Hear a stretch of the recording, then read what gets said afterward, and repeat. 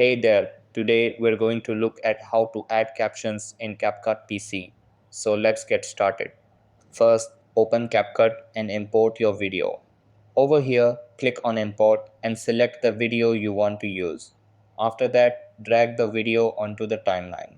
Then, to add captions, go to the text icon. Over here, click on Text and then select Auto Captions. After that, choose your language and click on Generate. CapCut will now automatically generate captions for your video. Once the captions appear, zoom in on the timeline if needed to see them clearly. If the captions aren't showing properly, for example, if the text is white on a white background, click on one of the captions and change the template or text color. Over here, change it to black or any visible color and it will apply to all captions.